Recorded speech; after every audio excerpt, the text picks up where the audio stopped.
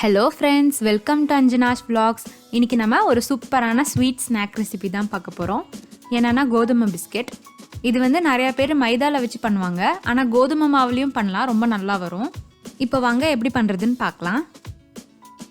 First ஒரு mixing பவுலில் 1 tumbler அளவுக்கு கோதுமை மாவு எடுத்து வச்சுருக்கேன், அதை சேர்த்திக்கலாம். அப்புறமா 1.5 2 ஸ்பூன் அளவுக்கு ரவை சேர்த்திக்கலாம். இது கிறிஸ்பினஸ்க்காக.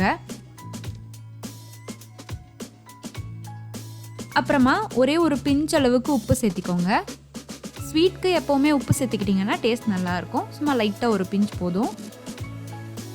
இப்போது நெக்ஸ்ட்டு ஒரு மிக்ஸி ஜாரில் எந்த டம்ளரில் நான் கோதுமை மாவு அளவு எடுத்தேனோ அதே டம்ளரில் அரை டம்ளருக்கும் கொஞ்சம் கம்மியாக சர்க்கரை எடுத்துருக்கேன், அதை சேர்த்திக்கலாம்.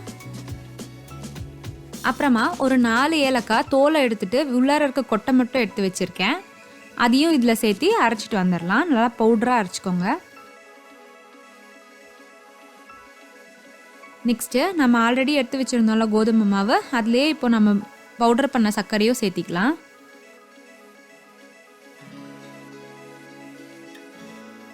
சேர்த்து ஃபஸ்ட்டு நல்லா கலந்து விட்டுக்கோங்க.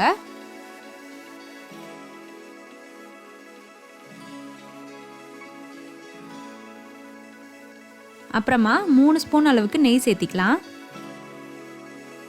உங்கள் வீட்டில் வயசானவங்க இருக்காங்க, கடிக்க முடியாது அப்படின்னா லைட்டாக சும்மா ஒரு பிஞ்ச் அளவுக்கு மட்டும் சோடா உப்பு கூட நீங்கள் சேர்த்திக்கலாம்.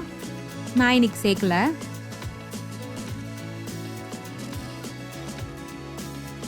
இப்போது இதையும் சேர்த்து நல்லா கலந்துக்கோங்க.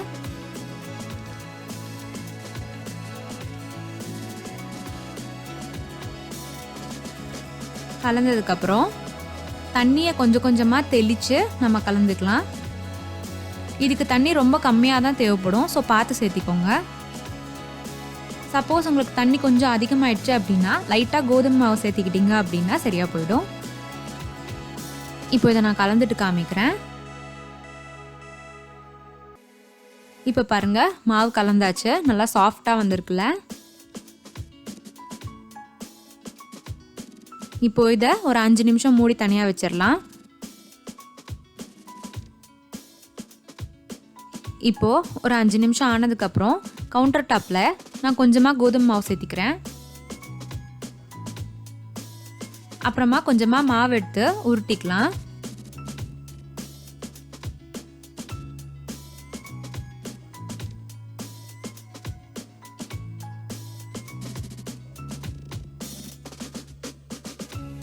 சப்பாத்தி உருட்டுற அளவுக்கு ரொம்ப தின்னாலாம் இல்லை, கொஞ்சம் திக்காக தான் வேணும் இதுக்கு.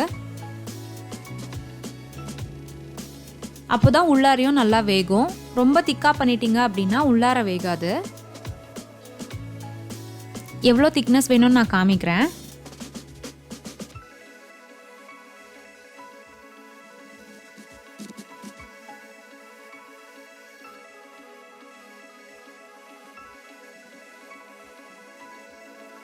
பாருங்க, இந்த அளவுக்கு திக்னஸ் இருக்கணும்.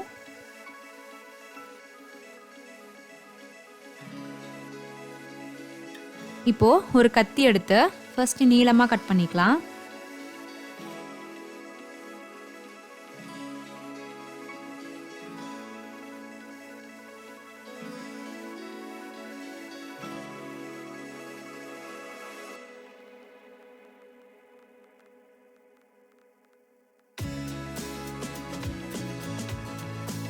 இப்போ இந்த மாதிரி சைடில் கட் பண்ணிக்கலாம்.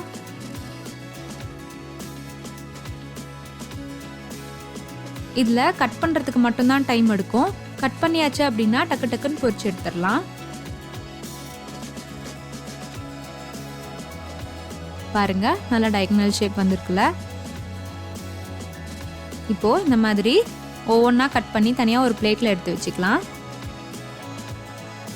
இது டயகனல் ஷேப்பில் தான் கட் பண்ணணும்னு ஒன்றும் இல்லை, உங்களுக்கு என்ன ஷேப் பிடிக்குமோ அந்த மாதிரி நீங்கள் கட் பண்ணிக்கலாம்.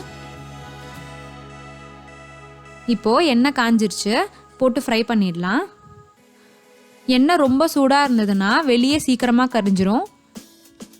ஸோ எண்ணெய் சூடானதுக்கப்புறம் உடனே மீடியம் ஃப்ளேமில் வச்சு பொரிச்சு எடுத்துருங்க.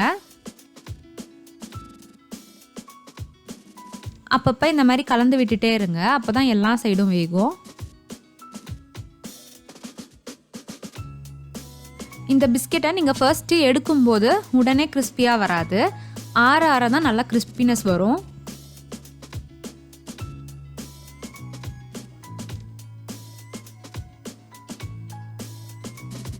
இப்போ பாருங்கள், இந்த மாதிரி கொஞ்சம் பொன்னிறமாக வந்ததுக்கப்புறம் நம்ம எடுத்துடலாம். இதுக்கு மேலே விட்டோம்னா கருகிடும். அவ்வளோதான், பிஸ்கெட் ரெடி. ரொம்ப ஈஸியாக செஞ்சாச்சுல்ல. இப்போது ஆறுனதுக்கப்புறம் நான் எடுத்து காமிக்கிறேன் பாருங்கள். நல்லா கிறிஸ்பி ஆயிடுச்சு, உள்ளாரியும் நல்லா வெந்திருக்கு.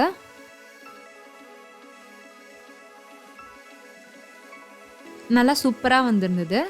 கண்டிப்பாக ட்ரை பண்ணி பாருங்கள். ட்ரை பண்ணி பார்த்துட்டு உங்கள் ஃபீட்பேக்கை எங்களோட கமெண்ட் செக்ஷனில் ஷேர் பண்ணுங்கள். அண்ட் இந்த வீடியோ உங்களுக்கு பிடிச்சிருந்தது அப்படின்னா எங்கள் சேனலில் மறக்காமல் சப்ஸ்கிரைப் பண்ணிட்டு கூடவே அந்த பெல் பட்டனையும் கிளிக் பண்ணிவிடுங்க. Thank you friends.